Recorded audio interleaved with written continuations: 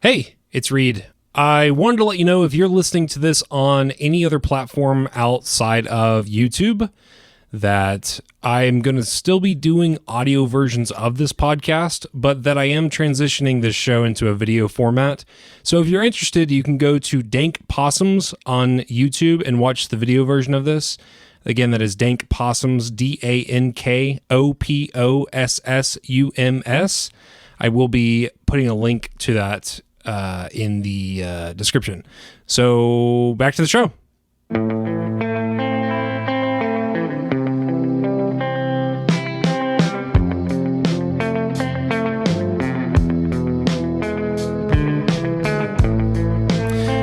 Do you ever hear a video game tune and it instantly takes you back in time to simpler days of being a child and gaming all night in your bedroom with your friends, or maybe you're doing it alone. Maybe you're an only child like I am and you had to make up your own little games within the game. Sometimes I'll see a character and suddenly all these memories flood back into my mind of late night gaming sessions, and it's an unexpected rush of emotions. Then it hits you. Those games are 20 years old now. They came out 2 decades ago. Where did all the time go? And you realize time's just kind of weird like that. So no matter your console, Xbox, PlayStation, Nintendo, maybe you were a PC player, or whether your earliest memories are rooted in playing Minecraft, or maybe going down to the arcade and spending all your pocket change and spending your weekly allowance on playing Pac-Man, trying to get to the highest score on the leaderboard. You're part of the nostalgic journey that I'm going to be discussing today. And so that brings us to our topic. Why does video game nostalgia hit us harder than it seems like any other nostalgia out there? Let's talk about why a simple 8-bit melody can bring you back in time to a simple, easy peasy, lemon squeezy part of your life where your biggest worries were trying to beat that boss battle, or maybe beat the game on veteran or legendary. Fucking triple spikes, just fucking kill me every goddamn time. Except that time. That time they didn't kill me. Holy shit, this might be the farthest I ever made. No, go! Ah, son of a bitch! Have you considered why we feel such strong nostalgia towards video games?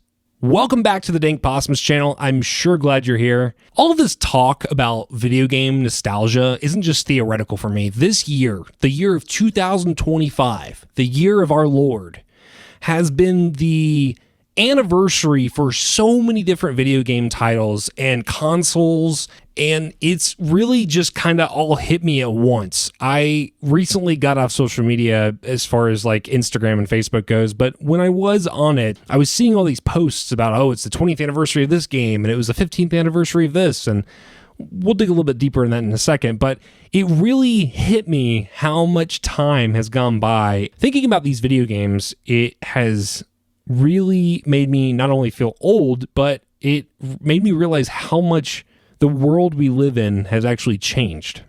So here's some anniversaries that we are celebrating here in 2025. This year has been the 40th anniversary for Indiana Jones and the Temple of Doom game, Super Mario Bros., and the NES, the Nintendo Entertainment System. It's the 30th anniversary for Chrono Trigger, Tekken 2, and the PlayStation console.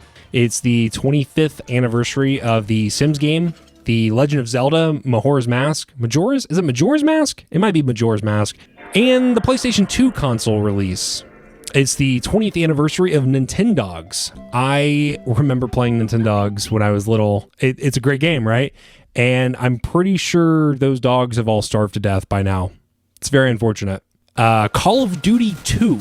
That was a good one. I remember getting that at Best Buy when I was a kid and playing the Normandy D-Day level. It was cool because it was like playing Saving Private Ryan in a video game. God of War, a PlayStation exclusive title. Star Wars Battlefront 2. I was going to do an entire video on Star Wars Battlefront 2, and I decided not to. I'm just going to touch on it a little bit in this episode, but Star Wars Battlefront 2 in particular has had such a impact on me in my life. I played the shit out of it when I was a kid. And I think I had it for the original Xbox and the PlayStation 2, if I remember. I think there were different time periods I had both of those consoles. And then I remember they came out with it for the PSP, and they did it was like a spin-off version of it, and they were going to do Battlefront 3, but they never did. And so now we're stuck with the EA version of the repop of Battlefront 1 and 2, and they kind of missed the mark on that one. And also the 20th anniversary of the Xbox 360 console. That is the console that I think changed the game, no pun intended, for all of us here. At least all of my close friends, it was the Xbox 360. It's the 15th anniversary of Halo Reach. That game had a ginormous impact on my life as well. We'll get into that later. Assassin's Creed Brotherhood and Call of Duty Black Ops. Just to put it into perspective, if this was 15 years ago, we are now on Call of Duty Black Ops 7 is the latest one that just got released, and I don't know anything about it. I know there's been this story that's kind of gone on throughout the past 15 years, started during the Cold War and Vietnam, and it's escalated all the way up until, I don't know, like the future. It's like 2050 or something. The 10th anniversary of Rocket League, Fallout 4. I recently was thinking back on Fallout 4 because this popped up and I realized it was the 10th anniversary. I remember it was Christmas of 2014, 15. My grandmother had got me a new Xbox One. Fallout 4 was the reason why I wanted to get an Xbox One. I was totally happy and content with my 360. And then when they dropped Fallout 4, I knew that I had to upgrade my console because that game was going to be magnificent. I had several playthroughs of that game, and on the longest playthrough of that game, I actually went and looked. You can see on your save screen how much time you have in it, and it was like 48 days or something crazy. It was like over a month and a couple of weeks. It's also the 10th anniversary of Dying Light. It's the 5th anniversary of Fall Guys. I really want to play that game. It looks a lot of fun. I will probably stream that at some point in the future. And the release of the Xbox Series X, Series S, and the PlayStation 5 consoles. Looking over this list, it's clear that this year has been stacked with gaming anniversaries. And I could keep going. I actually did find several different lists that had very, very long lists of games. This is just a drop in the bucket compared to those lists of what this year represents as the anniversary for. But before we go any farther, I want to actually talk about what nostalgia is. Basically, it's the sentimental longing or the yearning for the past. It's this feeling of this like wistful affection for a time that seems like it was better than what it actually was. You look back in time and you go, oh, those are the good old days. And you have all these happy memories and you think really fondly on it. And in the moment, you were actually probably kind of miserable or at least unhappy with some kind of part of your life. But because you're looking at it from hindsight, you're viewing it with these rose-tinted glasses on, and it kind of seems like it was a little bit better than what it actually was. I think that can be a great reminder for us to really soak in and enjoy the present moment that we're living in. Because one day we're going to be looking back on this time right now in 2025 and thinking, wow, those were really good times, when in reality, in the moment, you're probably not thinking that. And here's the cool part. Science actually backs this up. Nostalgia is triggered by sights, sound, and even the grip of the controller in your hand. And as a kid, you didn't just watch games like you do when you're watching a movie or a TV show. You were a part of it. You were in it. You were immersed in the experience of the world, of the reality that you were participating in. And you are being triggered in all these different ways with sight and sound and emotion, feeling of conflict, feeling of overcoming, feeling of achievement. That little bleep bloop feeling when you get an achievement unlocked that pops up on your screen. I know that makes me really, really excited. That is just firing my dopamine receptors. Every checkpoint repeats rebuilt neural pathways, and it sticks with you. That's why you'll forget what you ate for breakfast yesterday, but you'll remember those red versus blue Easter eggs that were hidden in Halo 3. there is this mission where you can go the opposite direction of what you're supposed to go, and you actually find a Marine at the door, and behind the door, you hear the voice of a red versus blue character, and depending on what difficulty you play on is depending on which character is actually behind the door. Hey, open up! Password. What? Need the password. You gotta be kidding me. What password? Password. They gave it out at the staff meeting 15 minutes ago. Meeting? What meeting? I was out here. Not supposed to let anyone in without it. If the staff meeting just ended, no one outside is gonna know the freaking password. Now open up! We need ammo and the chief is out here. Does he know the password? He wasn't at the meeting either! That's why you remember the death sound of Yoda in Lego Star Wars. I'll cue that sound as well. Do you remember stepping out of the sewers in Oblivion for the first time?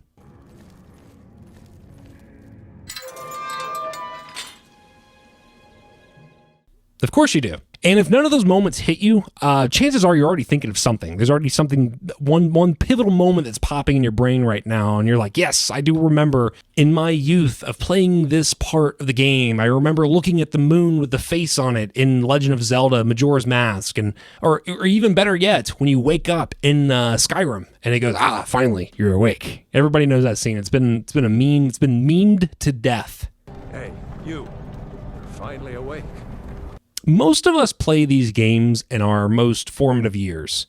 It's around the age of, typically, I don't know, you start playing video games like, 5 or 6, and you go to 18, and sometimes it goes beyond that. I'll be a long-time life gamer for forever, and I'll take breaks. I've taken breaks throughout my life where I don't play video games, and then I jump back in it, or maybe I'm playing on a different console, and then I jump back into something else, and anyway, your brains soak up the most experience during that time of our life. We're literally little sponges. Your brain just soaks up everything, hardwires it to become part of your identity. There's also this thing called the reminiscence bump.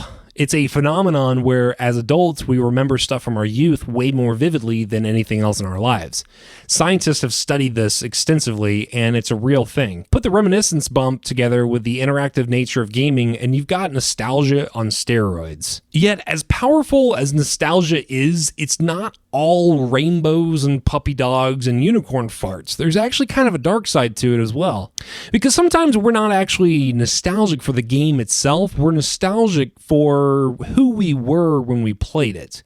For a time when our biggest worry was whether we'd beat the boss before mom called us out for dinner. When summer felt infinite and 3 months was an eternity. Now, here's where things get interesting, and maybe a little controversial. Everyone thinks that their gaming era was the best one. And I'm going to be honest with you.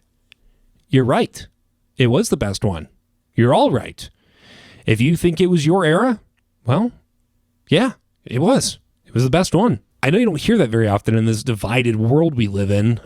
Most of the time, you're being pitted against one another and going, no, the arcade era was better than the 90s when the PC started coming out and you used to play Doom till all hours of the morning. Well, guess what? They're both equally awesome. The arcade era, late 70s to mid 80s. For some, the golden age was the arcade. Walking into a dimly lit room filled with cabinet games, the clamor of bleeps and bloops, and the smell of carpet and quarters. Pac-Man, Donkey Kong, Space Invaders. You didn't play these games at home. You went on a pilgrimage. In 1982, arcades peaked at 8 billion in quarters. That's a lot of quarters. Out-earning pop music and Hollywood. Places like Flynn's Arcade from Tron were real community hubs. You'd bring quarters, check out the top Galaga player, and maybe challenge the Street Fighter champ. Every quarter mattered. Every high score was public. When you got your initials on the Pac-Man or Defender leaderboards, everyone in the arcade knew. You were immortalized. It was the social gaming before the internet existed. You'd gather around someone pulling off an incredible run, learning techniques just by watching, absorbing their strategies. Friendships formed there. Rivalry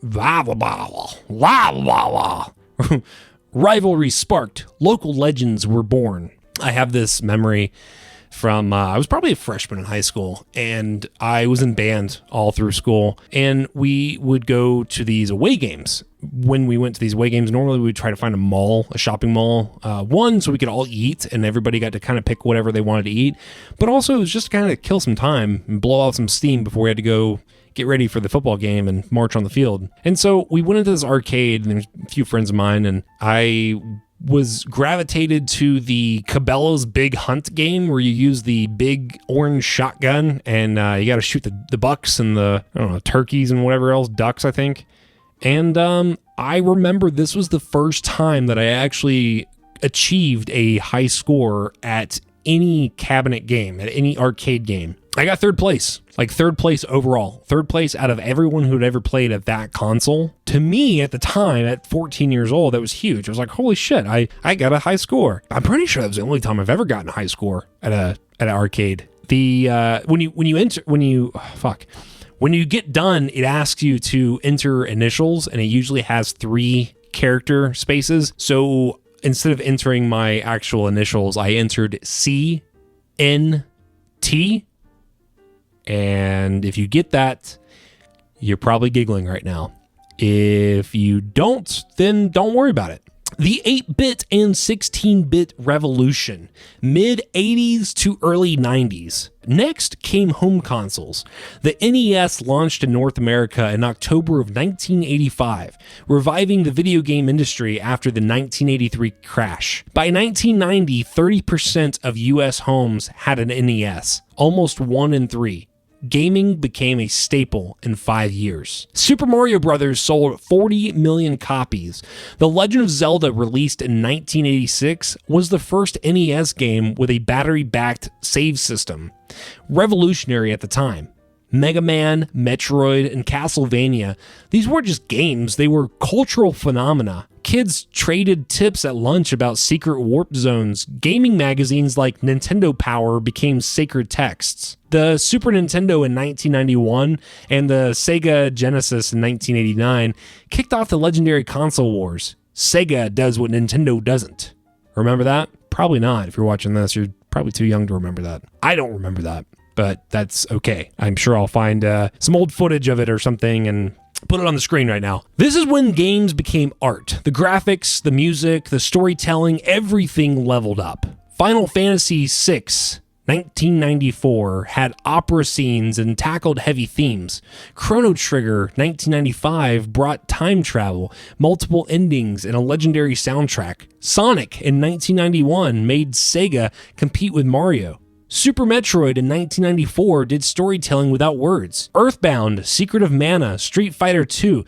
These games proved gaming wasn't just for kids. The 3D transition, mid to late 90s. The PlayStation launched in Japan in December of 1994 and in North America in September of 1995. Nintendo 64 followed in June of 1996. Final Fantasy VII landed in 1997 and changed everything. The first in 3D. It spanned 3 discs, and that Aerith scene made millions cry. It sold 13 million copies and proved games could deliver emotional hits like movies do. To be honest, I have never played a single Final Fantasy game, and I don't know if I'm missing out or not. If you're a Final Fantasy fan, comment below and let me know. I know a lot of people, I've had friends in the past that are just absolutely obsessed with this franchise, and I've seen some gameplay of it, and it is beautiful. It is very well artistically animated, and maybe I'll dig into that one day. Maybe I'll go back through and play all the games, or maybe I won't. Maybe I'm just talking shit right now, and I'll never touch that game ever again. If there's this much hype around the series, well, surely they're doing something right. Ocarina of Time launched in November of 1998. That was the year I was born, and is still considered by many to be the greatest game ever made. It pioneered Z targeting and gave us an open 3D world to explore. That transition from little young Link to adult Link, it was pretty mind-blowing for its time. Absolutely chef's kiss. Metal Gear Solid, released in September of 1998, scored perfect 10s across the board and proved that games could tell cinematic stories with Hollywood-level production. How do you pronounce these Japanese names? Hideo Kojima directed cutscenes that rivaled action movies, voice acting, plot twists, and that Psycho Manus boss fight that read your memory card and made your controller move. If you know, you know. That moment broke everyone's brain. Other revolutionary titles from this era included Resident Evil in 1996, which created the survival horror genre. Tomb Raider, also in 1996, introduced Lara Croft, one of gaming's first female action heroes. GoldenEye 007, released in 1997, perfected console first-person shooters and 4-player split-screen deathmatches. I do have some memory of playing this game, and I don't remember what... I think it was the original Xbox. I remember being at my friend's house, and there was him and his brother and his sister and myself, and all 4 of us were playing, and that was the first time I'd ever seen playing split-screen 4 ways. And then that carried on to other games like Halo. I'm sure there's others, but I can't think of anything that comes to mind. Crash Bandicoot, Spyro, and Banjo-Kazooie. The mascot platformer era was in full swing. I absolutely loved Spyro when I was a kid. Most of my exposure to video games came through friends, came through neighbors. I would go have you ever had a dream where you eat ooh ee ah? We lived in these apartments at the time, and I had a Game Boy, but my neighbor had a PlayStation 2.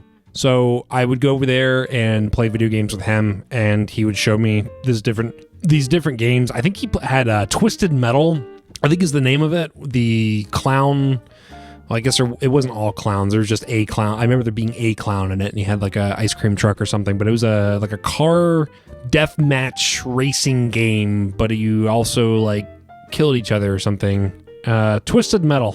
I'll put a clip of it up on the screen right now. But he also had Spyro, and I remember playing this game for the first time at his house, and it kind of like changed the way I looked at video games because I realized you could just play as a little character in it's like in its own world. Like I don't feel like they make video games the same way that they did back then. There was this era in the 2000s, it seemed like, where again, like I just mentioned, Spyro and Banjo-Kazooie, where you had these mascots, you had these characters you played as, and they didn't exist in anything else but this video game. And there was this whole world, this whole realm that you got to explore and play in and fight enemies in, and these storylines, and it was really magical as a kid growing up and playing these games. That same neighbor that introduced me into that, his mom would make macaroni and cheese with hot dogs chopped up in it. That was the first time I ever had macaroni and cheese and hot dogs. I think he also put ketchup in his eggs, which was kind of weird, but whatever, each to their own. If you're into that, that's fine. I don't care. You do you. I remember this one time, his mom, she fell asleep and left the oven on, and it actually caught the apartment on fire. And that was my first time being exposed to a house fire. And there's a fire truck and police and paramedics and all this other stuff. And yeah, she was just trying to bake some kind of casserole and just left the oven going. Oops. If I remember, I think his name is Dalton. I hope he's doing well wherever he's at in the world. I hope you're doing good, Dalton. You know, they did a remaster of Spyro, or like a Spyro revival kind of thing. And I might have to play through that. I think it's a trilogy. I might have to play through that soon. Maybe I'll record it, make a video out of it, put it out on the internet. The online multiplayer era, 2000s. Xbox Live launched in November of 2002, and it fundamentally changed gaming forever. For $50 a year, you could get voice chat, matchmaking, and a friends list. Suddenly, gaming wasn't limited to your living room. The world opened up. God, can you imagine that? $50 a year? I think Xbox just jumped their Xbox Live Unlimited plan or whatever to $30 a year. Or $30 a month? God, if it's $30 a year, can you imagine? $30 a month. That should show you how much inflation has changed over the years. You went from $50 a year to be able to have full access to play with your friends online, and now it's $30 a year. Or I keep fucking saying the same thing. $30 a month, which is insane. That's like a gym membership. I don't even see Xbox games at Target anymore. I think, like, because of that, a lot of people boycotted Xbox, and they're like, nah, we're not playing Xbox anymore. We're selling our Xboxes. And Target and Costco, and I think Sam's Club and all these other, maybe Walmart. I haven't been at a Walmart in a while, but I think they all started like, they did a, what is it called? A blowout sale when you like get rid of all your inventory. So they did a blowout sale and got rid of everything that was Xbox related. I think if you go to, like I was in Target today actually, and I walked to the electronics section. I was looking for some new earbuds, and I saw they had an Xbox section, but the only thing that was there was like headsets and controllers and the little downloadable cards, the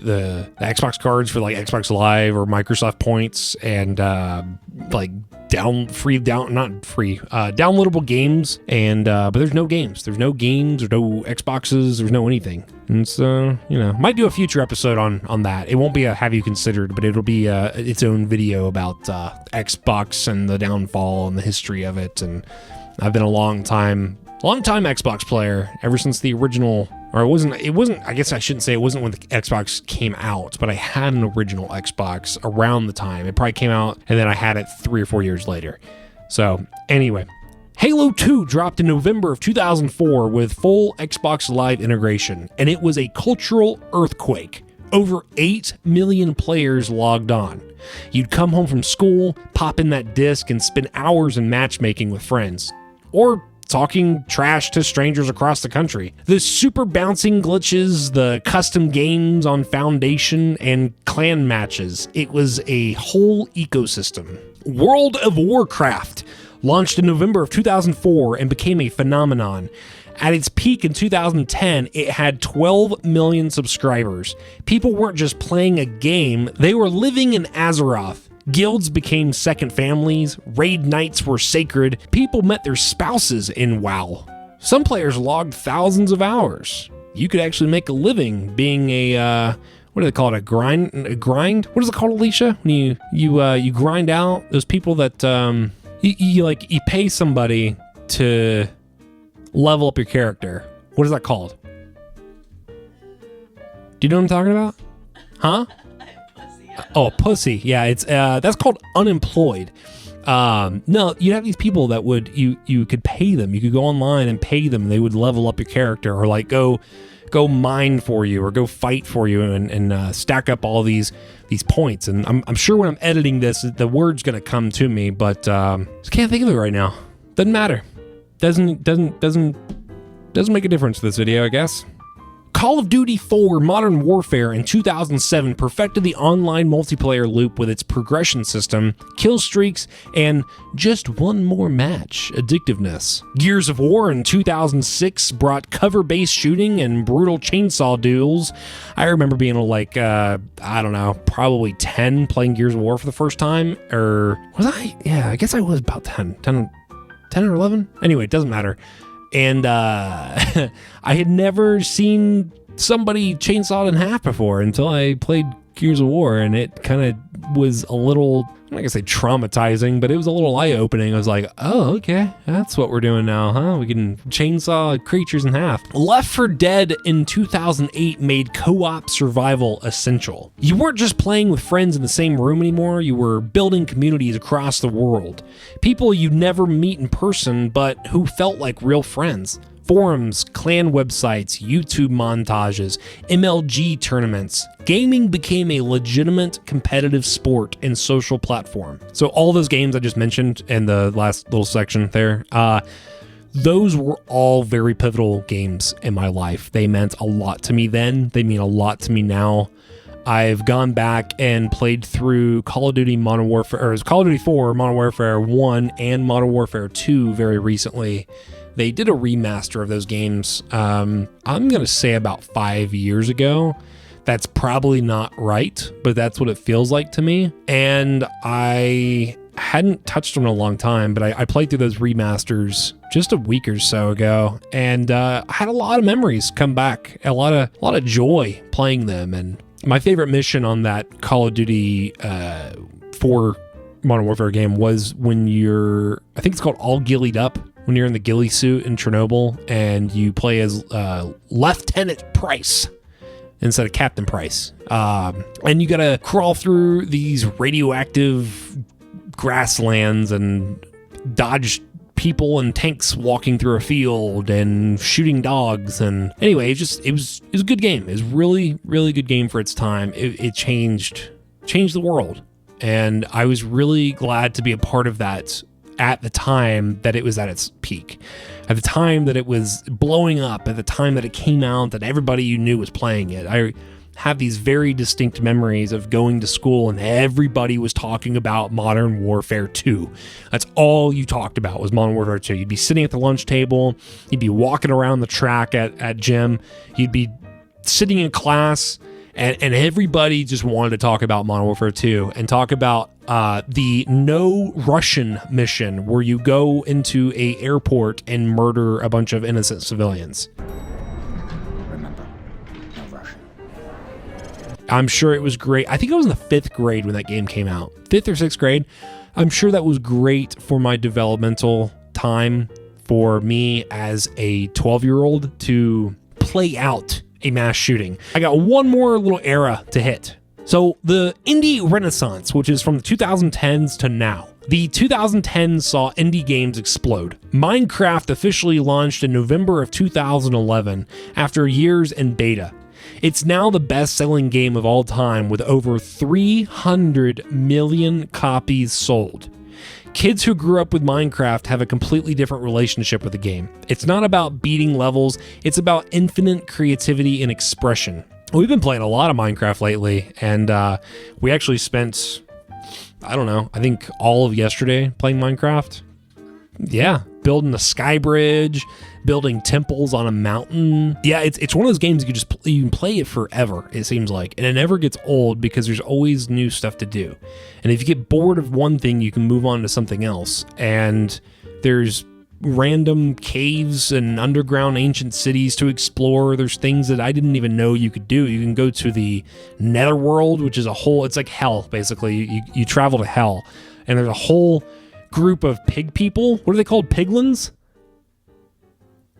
Okay, that's cool. Just ignore me. Piglins? Piglins.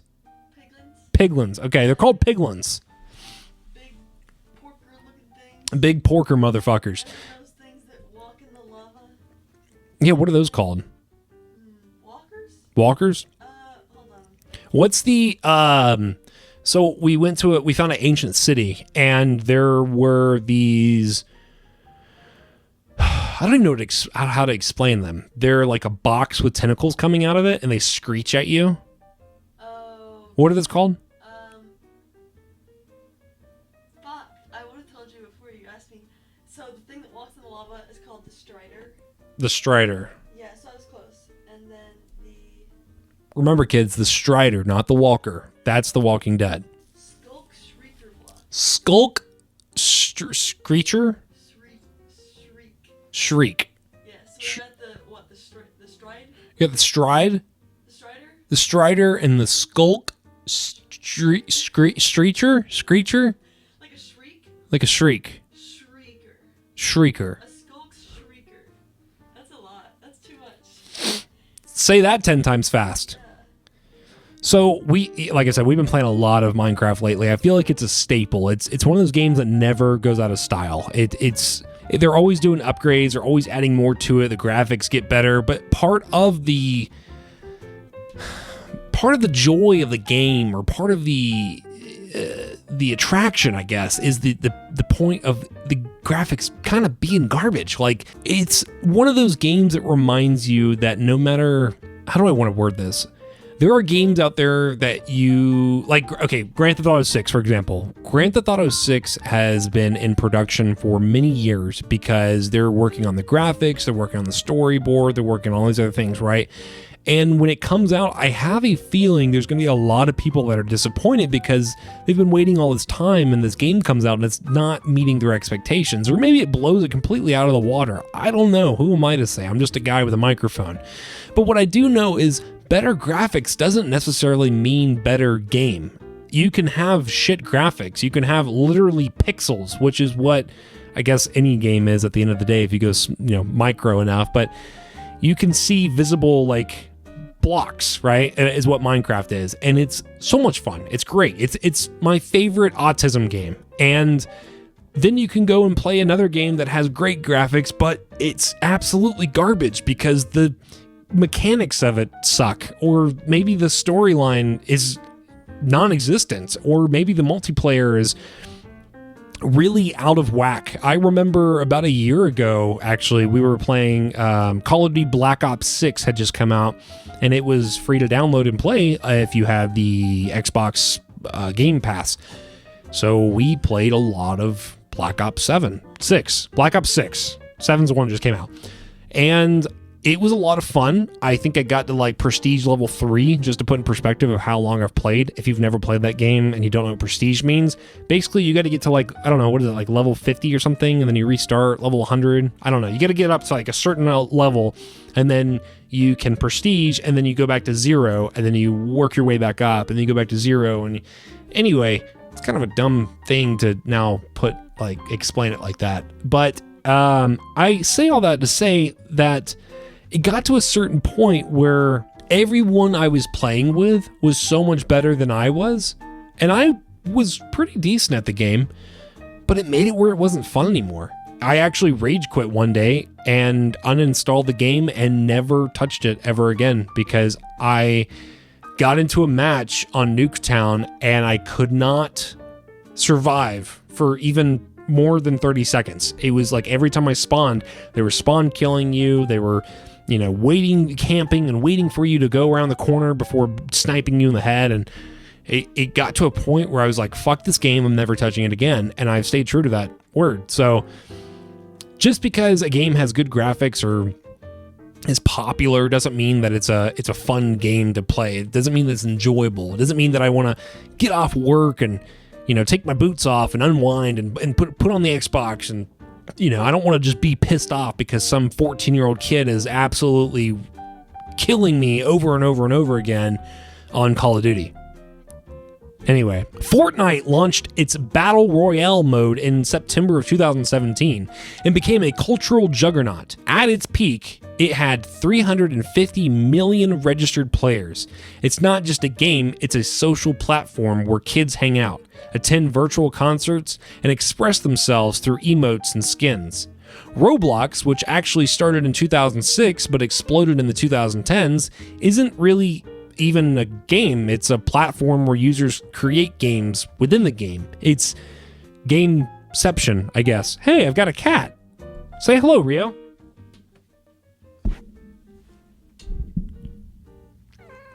Yeah. Okay, go on. Roblox is actually one of those games that has had a lot of controversy lately because there is a problem where predators, like sexual predators, are creating these accounts on Roblox, and they're playing with these children and having explicit conversations, asking for explicit content. It's actually become quite a disgusting mess, and I will probably do a deep dive on this at some point and make a video on it, but nothing's really being done, or at least as of my knowledge, as of the date of this recording, I don't think anything's really being done. I know there are YouTube vigilantes, is what they like to call them, that are trying to what am I trying to say? They're trying to catch these predators by posing as kids to lure them into a situation to where they can expose them to the police and say, hey, this person is a menace to society and needs to be locked up and is gonna, be a danger to children. That guy actually, and again, I don't know the whole story, but I think he wrote to the CEO of Roblox, and still nothing got done. I think the guy actually lost his account, and there was this hoopla about, oh, if you keep pursuing this, we're going to come after you legally, and it was a whole mess. And so again, that's a topic for another day, but I find it interesting that you have a video game to create video games that have become such a cesspool.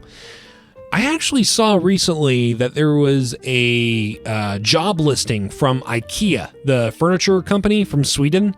They have a digital IKEA store in Roblox, and they will pay you, it's like $16.50 an hour, to be a digital employee in the game, interacting with other digital customers in the game to sell them digital products in the game? That doesn't seem like a good business model now that I'm actually saying that out loud.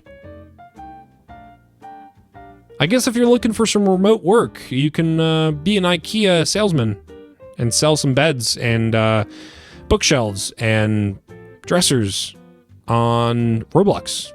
Meanwhile, indie developers gave us masterpieces. Undertale, released in 2015, subverted RPG expectations. Hollow Knight in 2017 proved 2D Metrovanias weren't dead. Celeste tackled mental health in 2018. Stardew Valley in 2016 was made by one person and outsold many AAA titles. Hades in 2020 made roguelikes accessible and story-driven.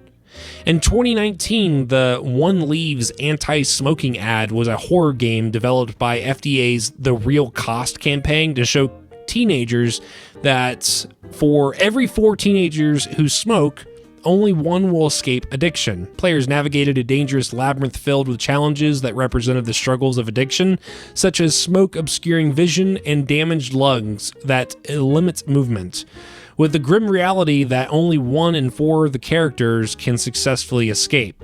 While its intentions were good, I don't really think this is a good game. It's free to play. And if you, I know it's on Xbox because that's what I played it on, but if you're looking for an easy 1,000 gamer score, download it, play it, do a walkthrough. I think you have to play through it a couple of times to get all of the achievements. If you're into that kind of thing, if you're not, ignore and fast forward a couple seconds. The reason I bring this game up anyway is because I think it's the only video game that I know of, at least to my knowledge, that is designed to be an ad campaign, especially for something as interesting as smoking cigarettes and quitting addiction, which is a very difficult thing to do. I am actually coming up on, this is irrelevant to video games, it just had to do with this part of the video. I am actually coming up on my 3-month mark as of right now, December of 2025, for being sober from alcohol and smoking cigarettes. And I recently just quit smoking weed too. So we're doing really good. Been battling that with that for a while. So I am definitely celebrating my sobriety right now. I guess we both are. So that's cool. Oh, I wanted to also say, I'll probably do a future episode on alcoholism and addiction and how that affects people, because it's been a huge part of my life in a negative way. And it's affected and actually killed several people in my family. And we're out here breaking generational curses, you know? So I think it'd be important to talk about it as someone who has struggled with it. So if you're also struggling with addiction, just know that you're not alone. And you have my support and my love and my care, my compassion and my empathy. And I am sending you good vibes. And I know how difficult it is to battle these demons. And you can do it. I believe in you. Today's kids are growing up with games that are less about completing levels and more about creating worlds, expressing identity, and building social experiences. The lines between playing, creating, and socializing have completely blurred. Here's the truth. Every era was a golden age for the people that were actually living and participating in that era. Because it's not really about the technology. It's not about the advancements. It's not about the different things were added to the game to make it more playable and more enjoyable. It was about the experience of discovery. For me, the golden age was the 2000s and the 2010s. All of the video games that I still play to this day are from that era. That era had such a huge impact in my life that I don't think I'd be who I am today if it weren't for all those great video games that came out in that time, and me growing up as a kid in that time when these games were new and coming out, and getting to experience them with friends and getting to experience them with my cousin. And it's this world of art that I don't think a lot of people, especially the older generations, I don't think like the boomer generation actually realizes how much goes into creating a game and how much you can learn from playing a game. There are countless bands that I've discovered through playing video games. I remember playing Burnout, I think it was 3, on the original Xbox, and there is a song called Come On, Come On by the Von Bondies, and that to this day, at 27 years old, is still one of my favorite songs of all times. I also discovered the Ramones. They had 24 hours to go, I wanna be sedated. They had that song in the game, and that introduced me into the world of punk music, which has been a huge part of my life.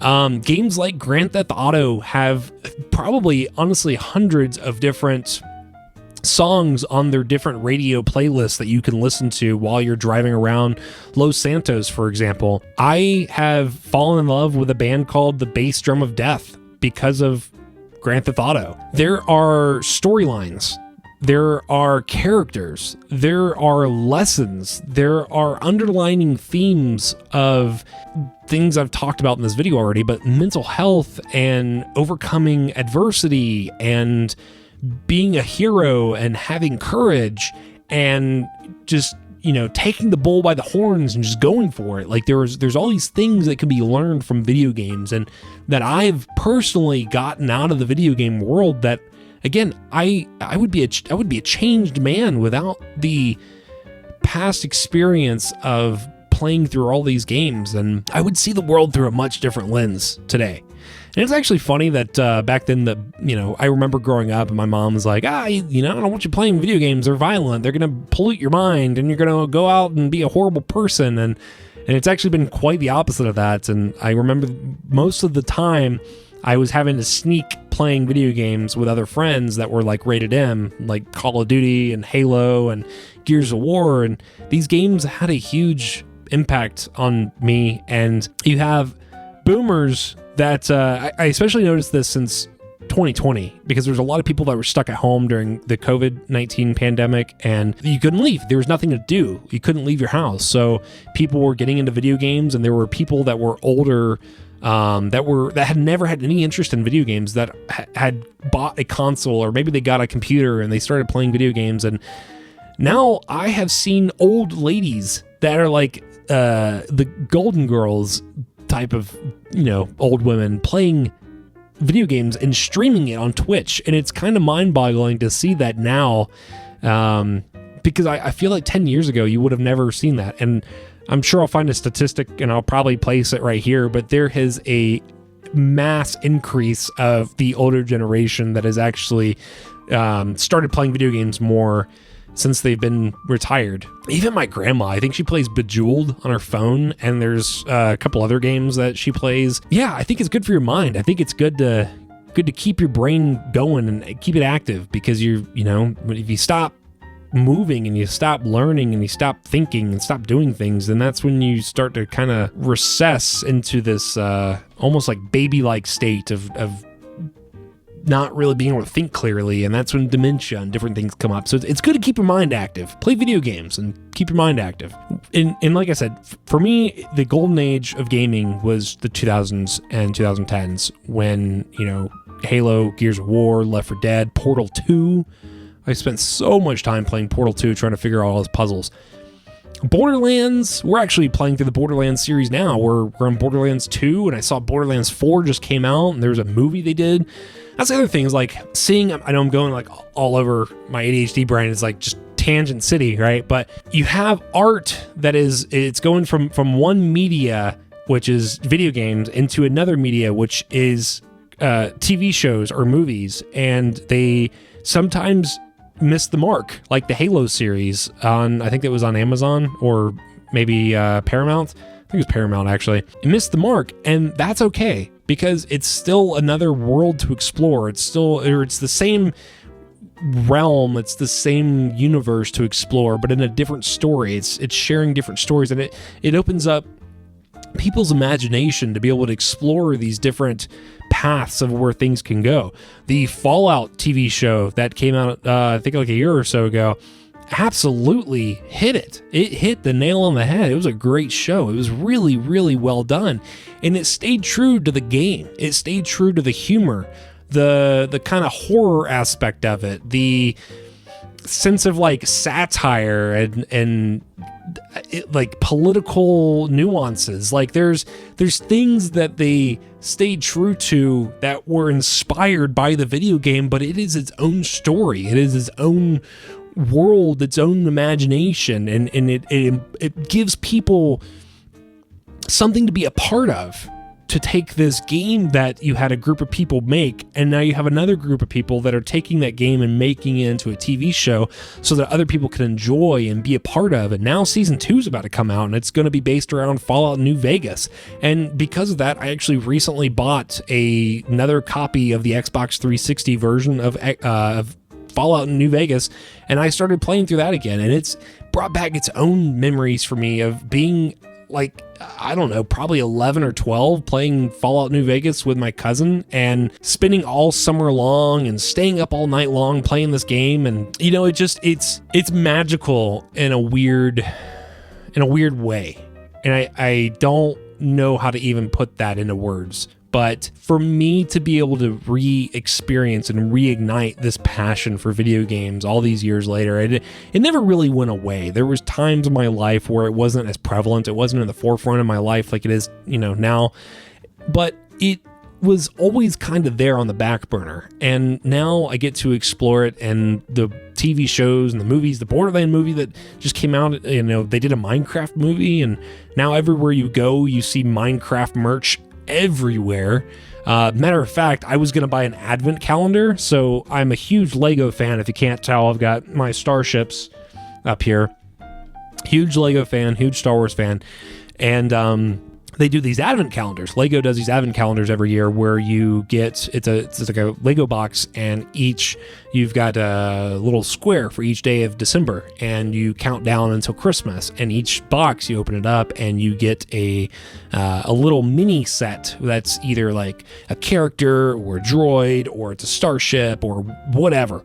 And I was going to get the Star Wars one for myself, and I was going to get the Minecraft one for Alicia, but unfortunately, because the Minecraft movie came out this past year, it has blown up in popularity.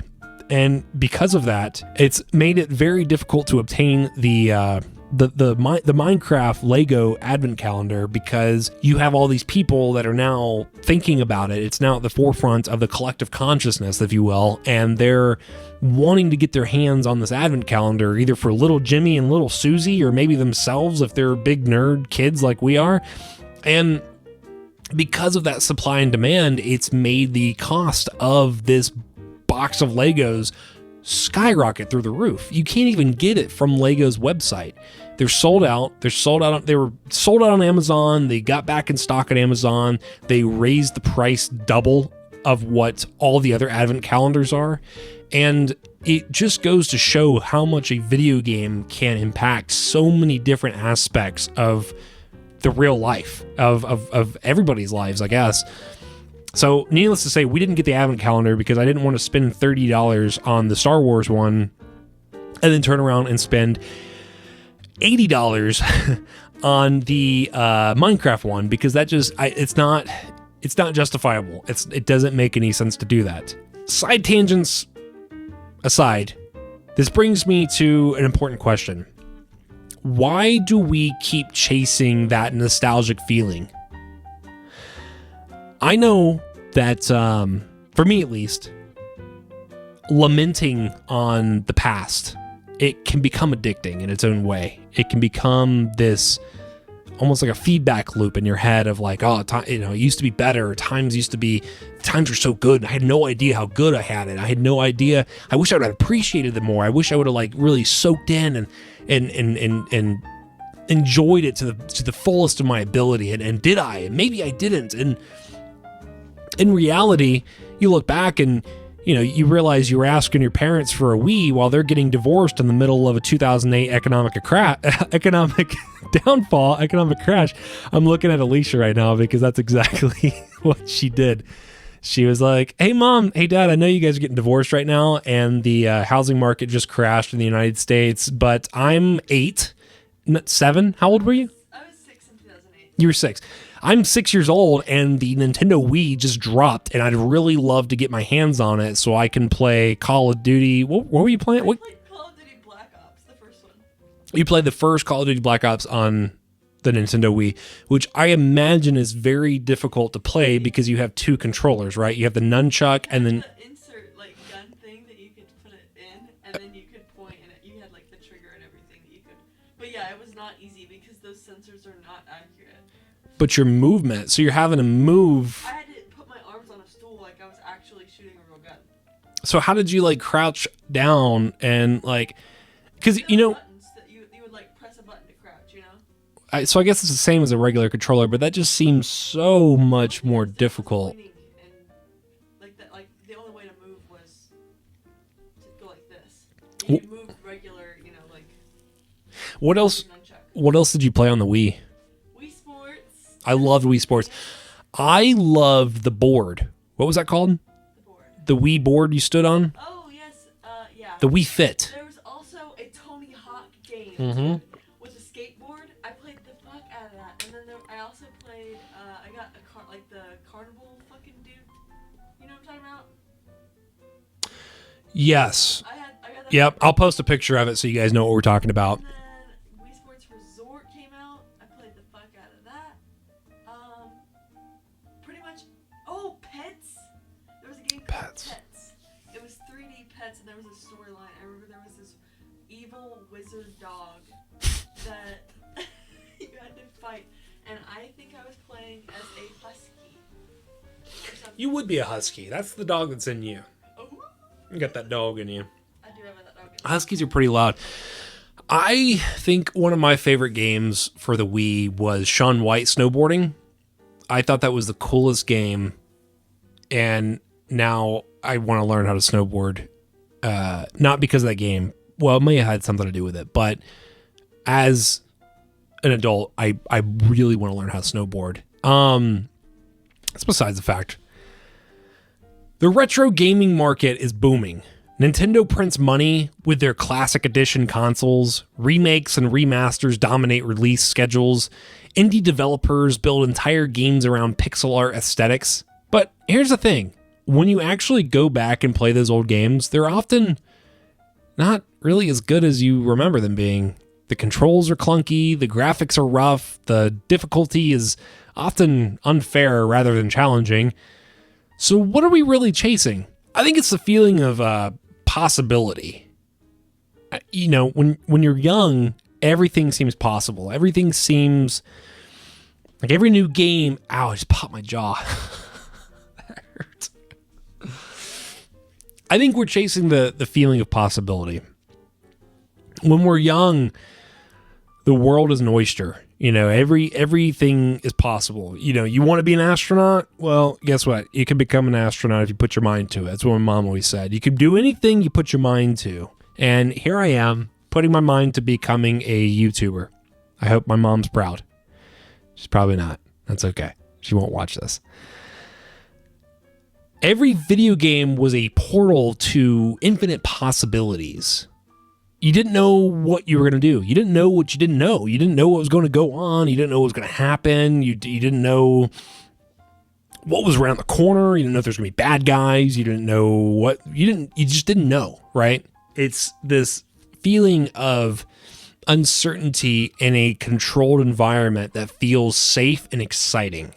You couldn't compare that to really anything else. You can't really compare that to a movie. I mean, I guess you could if you really wanted to get analytical about it, but it's not the same because you're not as immersed in the movie as you are in the game. You know, can't really compare it to music. Can't really compare it. You could compare it to real life, I guess. You know, life is sort of like a real life RPG, role-playing game, if you don't know what RPG stands for. There's also the community aspect. There's the sense of belonging. There's the sense of having people to talk about something that you're passionate with. There's the sense of being able to play with friends and being able to create friends, to make friends of all different demographics, of all different places in the world that you never met. And now you're playing a video game with them and you guys become friends. And sometimes those people even become friends in real life. Didn't you tell me, Alicia, didn't you tell me that one time Kate met up with people that she played video games with online in real life? Yeah. Yeah. So I think that's cool. I think that's pretty. Well, it wasn't video games. She met them through, I guess Sonic is a video game, but she doesn't play the video games. She just met them because she likes Sonic, and they like Sonic, and they were in a Discord together. So she met them through the Sonic community, which started as a video game. But Kate herself doesn't really play anything other than Minecraft on her cell phone. And that's fine. That's cool. And that's the other thing. It's like now we've gotten to an age, and we've been here for, I guess, a decade at least now, maybe more, but we're at an age now where you can play video games anywhere. You can play them on your phone from anywhere. Even like if you're on an airplane, you can put it in airplane mode and still play those games.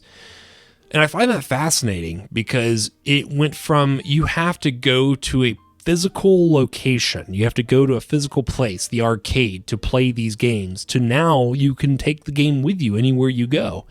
And there's this whole other world of really shitty, badly done mobile games that are absolutely atrocious.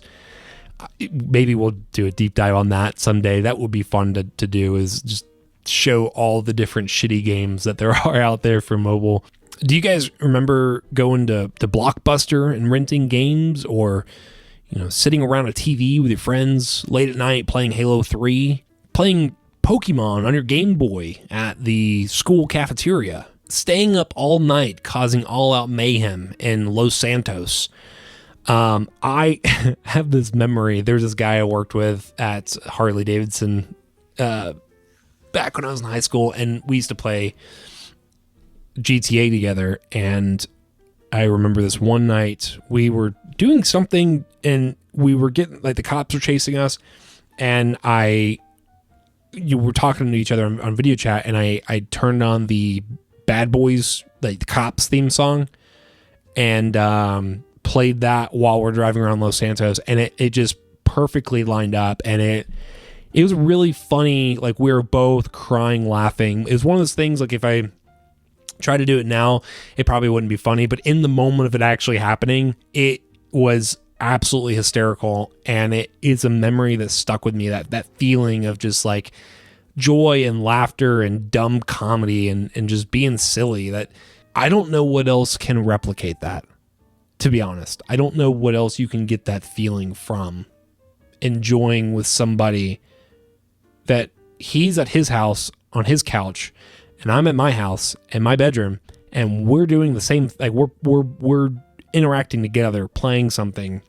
Like, I don't know how else you can get that same kind of connectivity without being in the same room. It's, maybe I'm not really explaining it well, but like, I brought up the Blockbuster thing because back in the day, you'd go to Blockbuster and you'd go rent a video game, or rent a movie while you're there, and you would have this sense of walking into a place and there being other like-minded nerds there that you could talk to. Or it's the same feeling of like going to a video game store, of like going to GameStop, or there's a video game store, I can't remember the name of it, but it's a locally owned game shop here in Ohio. Gameplay Unlimited. Shout out to Gameplay Unlimited over in Delaware, Ohio. Anytime you go, when I was in Orlando, I used to live in Orlando for a couple of years, and there was this place called Cybertron? I think it's Cybertron, right? Cybertron, I think, is what it's called. And every time you walked in there, you're running into other people that were there for the same reason. They were there because they also are nerds, and they love video games, and they have a passion around it. And you're talking to the people at work there that they eat, sleep, and breathe video games, and you talk to them about, hey, what are you playing? What's new? What do you think is cool? Hey, have you played this title yet? Do you recommend it? Do you have anything that you would, if I really like this game, would you recommend this game? And maybe they're going to tell you no. Maybe they're going to tell you yes. But there's that sense of community that comes with it that it's hard to find. I've noticed it's gotten harder to find as time goes on too. Like, since COVID, I feel like everything's kind of just changed. The world has changed, and there seems to be a lack of community. There seems to be a lack of friendship and togetherness. And I really hope that I am able to create that with Dank Possums. I want a community. I want to create a sense of community to where we can all nerd out and talk about dumb internet shit that, you know, it doesn't really matter at the end of the day, but it's fun to talk about. It's fun to be a part of something. I think that's what all humans really long for. It's the magic and the shared experiences. And let's be real, sometimes we're nostalgic for the version of who we were back then, or maybe nostalgic for how simple life was. Being able to be a kid and spend hundreds of hours in a world that took you out of your own reality. Maybe your life outside of that reality felt like a complete dumpster fire, but you were able to escape it for even just a little bit, to just enjoy gaming. And there's a sense of peace and magic to that. It's unique. So I say all that to say remakes of games can be very divisive. They try to create something that it really can't be recreated. And I'm guilty of it too. I bought the Nintendo Switch Star Wars trilogy. It wasn't trilogy. It's the legendary or legacy pack or whatever the hell they call it. And it comes with like Republic Commando and Pod Racer and Star Wars Knights of the Old Republic 1 and 2. And it comes with The Force Unleashed, which, by the way, The Force Unleashed on that game is a completely different game than the one I played on the Xbox. It is a completely different game. Like, it is the graphics are different. The storyline is similarly linear, if that makes sense, but the characters you're fighting, the enemies are different. The enemy skins are different. It's like a completely different game, but it is trying to be The Force Unleashed that was for the Xbox and PlayStation. And maybe I'll do a video on how different games that are ported to different devices or different consoles have changed, and there is a certain, I guess, confusion about that. It's kind of strange, because like I remember being a kid thinking, well, if I'm playing it on this and I'm playing it on that, surely it's got to be the same. Like if I'm playing on the Xbox and I'm playing on the PlayStation 2, surely it's got to be the same as the GameCube and PC version. Like it's got to be the same game, right? But it's not. They're different. They're ported different. They're set up different so that they, I don't know why they do that. Find out next time on the next Have You Considered, because we'll find out. I'm not going to do on the next Have You Considered, but I will do a video on that at some point of why different video games are ported to be different on different consoles. I find it interesting. It's interesting how you can talk to your friend. You go, you're like, hey man, I just played the new Force Unleashed game, and he's like, really? I got it on my Switch. I've been playing it too. You guys are playing two completely different games. And so I think I had started to say this, and then I went off on a tangent. Very tangenty tonight, which is fine. We're going to keep most of it in, I think. Maybe. We'll see. But we're trying to recreate something that can't necessarily be recreated, because it's not the game necessarily. It's the feeling, it's the emotion, it's the place that we were, it's the time that we were in that we're trying to recreate, and you can't really recreate that. You can think fondly on it, you can appreciate it for sure, but you can't really go back in time unless time travel is real. And well, then maybe you can, but I don't know. I don't know if time travel's real. Alicia, you think time travel's real? What? Do you think time travel is real? Like already, or that it will be? Well, if it will be, then it already is. Okay, we're not gonna get all fucking philosophical, but I think yeah. I think it is real. It's a bit of a mind fuck to think about. Yeah. I think that's where the Mandela effect. Have you heard of the Mandela effect? I have that, or what it means. It's basically where people like collectively remember something differently from what it actually is. The biggest one I can think of is the Berenstain Bears. Everyone thought it was the Bernstein Bears, and it's actually the Berenstain Bears. It's spelt different. I've always thought it was the Berenstain Bears. Well, the other one is Fruit of the Loom, the Capricorn. Capricorn's. Is that what it's called? No. Oh, Capricorn's a zodiac, isn't it? Yeah. Oh, what is it called? Cup. It's that fruit horn shit. I don't know. You put fruit in it. It's what the Pilgrims used for Thanksgiving. and it had all the fruit in it. And so there's people that have, said that it's always had the Capricorn in it, and it doesn't. And even Fruit of the Loom has come out and said, no, it never did. But then people have gone into their closet and found underwear or found pieces of articles of clothing from their past that has the Capricorn in it. And they're saying, we're gonna roll with it. And so that to me kind of feels like maybe time travel is real, because it's like that butterfly effect, right? Like if a butterfly farts, it'll cause a hurricane in Florida, right? If it flaps its wings. Whatever. I think time travel is real. I think we're gonna get into that at some point in a later date. I think we will. I think we'll do a Mandela effect video as well. Oh, what else do I want to talk about? Here's something that doesn't get talked about enough.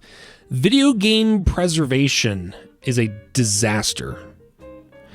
Unlike movies and music, video games are tied to hardware, and that hardware breaks down. Cartridges degrade, discs rot, servers shut down, and when they're gone, they're gone. There are entire games, commercially released games that people paid money for, that are basically unplayable now because the companies shut down the servers or the hardware is obsolete. I remember not too long ago they shut down the servers for Halo 3, and even though I wasn't actively playing Halo 3 at the time, it really hit me.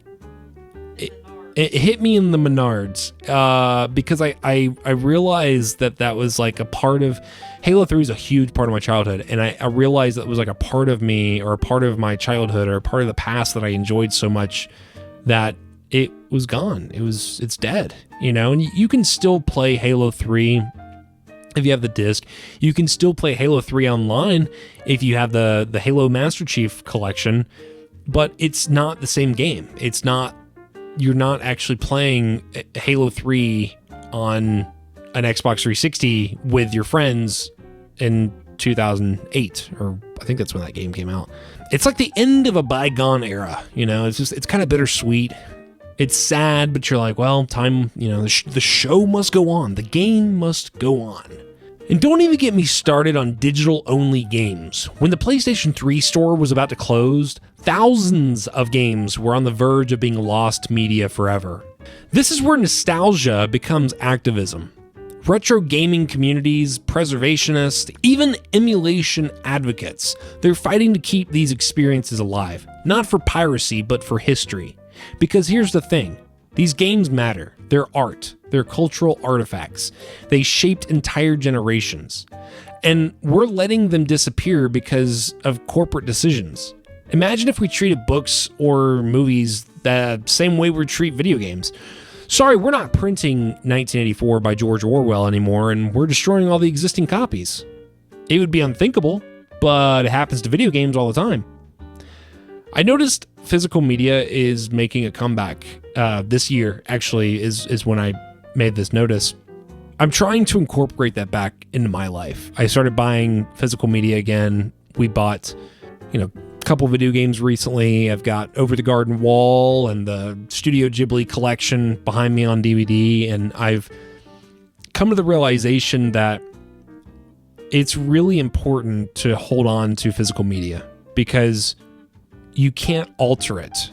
When you have something that's a digital version only, it can be altered. If the government wanted to step in, which they've done this, if they wanted to step in and they wanted to take out a scene in a movie, or if there was maybe, let's say, some words at the beginning of a movie that were maybe uncomfortable to hear because it maybe, I don't know, made people think a little bit differently on a deep level, and the government wanted to take that out, they sure could, and they sure have. And we'll talk about that some other time too. But it's very important to preserve this thing that we've worked so hard to get away from, right? We've worked so hard to get away from physical media and get into this whole like digital only media.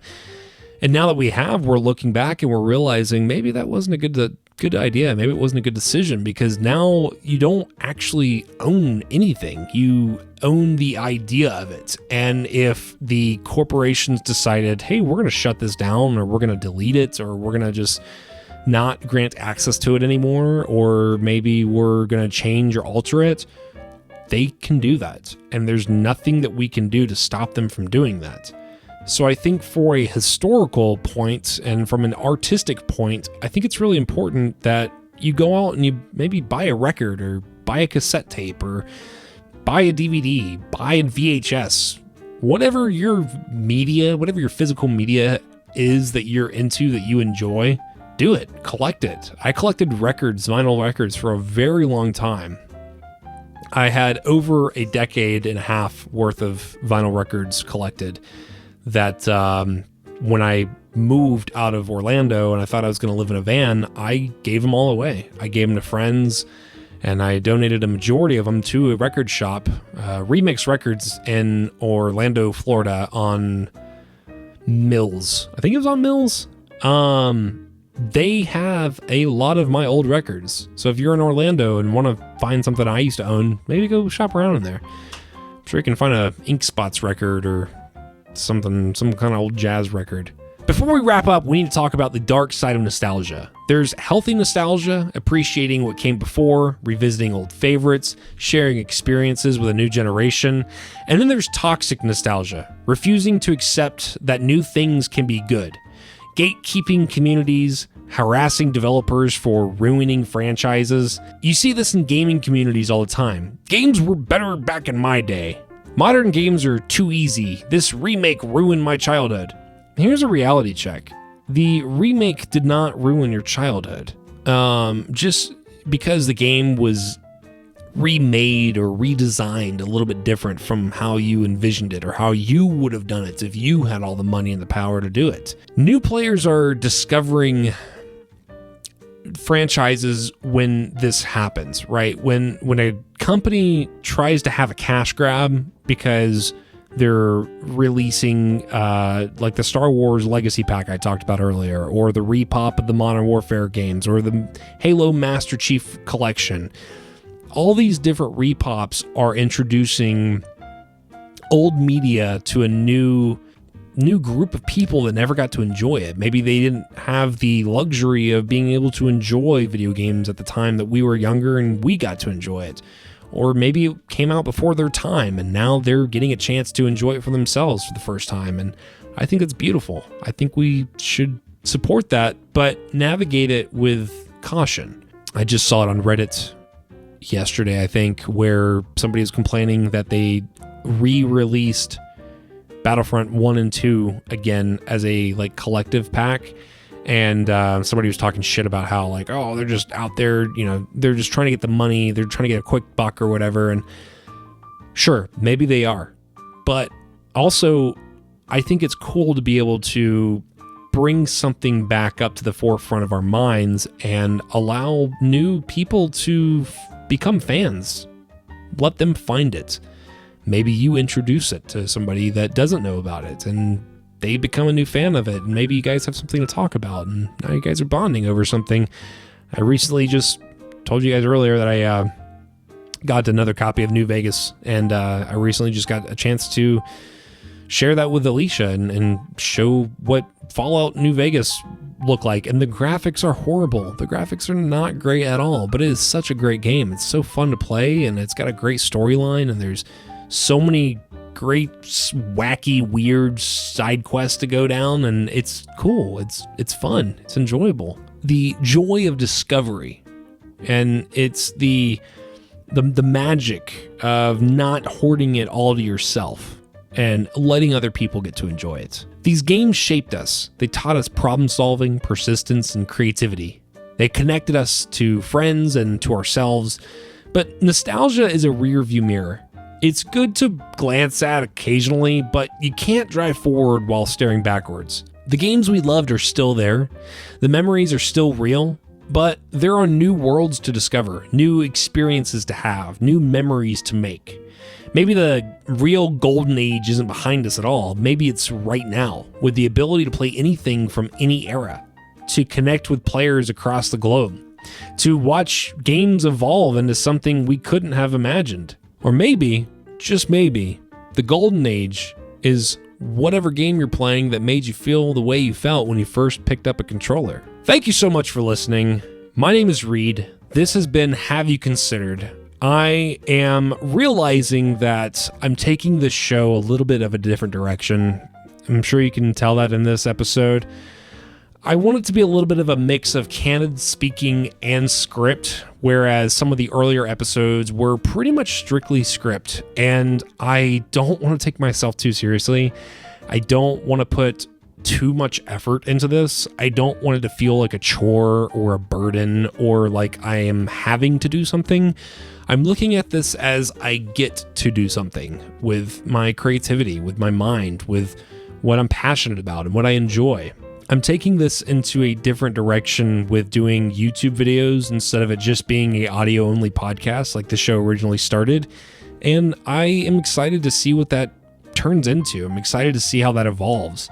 I really enjoy the YouTube community. I really enjoy... Hey, Rio. I really enjoy the YouTube community and the YouTube world and the internet world, and I want to be a part of it. And I want you to be a part of what I'm creating here. And so I'm really grateful that you decided to spend your time with me and Rio here and see what we have to say, because I am just some random guy here in bumfuck Ohio, and I live in a small bedroom. I have a very wide range of things that I'm passionate about and things that interest me, and I just want to share those. I want to have a place to put those out, to get it out of my head so I'm not consumed with my thoughts and be able to just put it out in the world and put it out in the internet. And I'm sure somebody out there appreciates it and will enjoy it, and if so, thanks. Genuinely, thank you. I'm really, really glad, because this has been a dream come true. This has been a dream of mine for a very long time. So let me know if you've got any games that take you back to your childhood, and have you revisited any of them recently? Is there anything that you've been thinking about revisiting? Maybe you have, maybe you haven't, and if you haven't, maybe you want to. Maybe there's something that popped into your mind while you were listening to this or watching this, and you went, "Oh man, I forgot about that game. Yeah, I really, really enjoyed that when I was a kid. Yeah, maybe I still have an Xbox downstairs. Maybe I'll dust that off and pull it out of the basement and hook it up and play through that campaign again and see what that storyline's all about. And maybe you'll pick up on something that you forgot about, and maybe it'll take you back to a time where that was your biggest worry. Was playing that game, getting off of school, and just gaming for hours. I think it's healthy for us to reconnect with our past selves, with our younger selves. And I think it's important to check in with them, see how they're doing. Make sure your younger self is happy with who you've become and who you are becoming, and maybe if not, ask them, say, "Hey, who do you want to become? Who did you want to become when you were a kid?" And if I were to ask a little Reid, "Hey, what did you want to become when you were a kid?" Or what do you want to become now, It would be this. It'd be doing this. It'd be yapping on a camera, yapping to a microphone, talking out into the void and throwing it out there and throwing spaghetti at a wall and seeing what sticks. I love that expression. That's such a silly expression. I've actually done that before, and it doesn't stick very well. Anyway, until next time, thanks for watching. And keep playing, keep exploring, keep making new memories. And I'll catch you on next week's episode. Bye.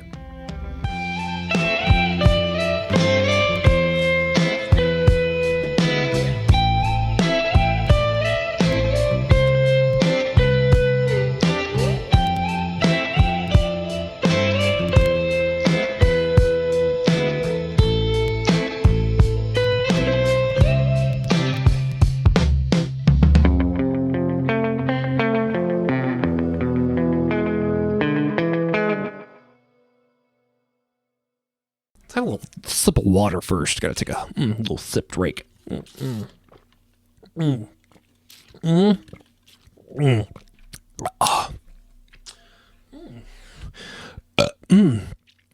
Oh yeah.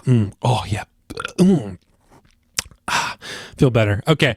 My ass itches for some reason.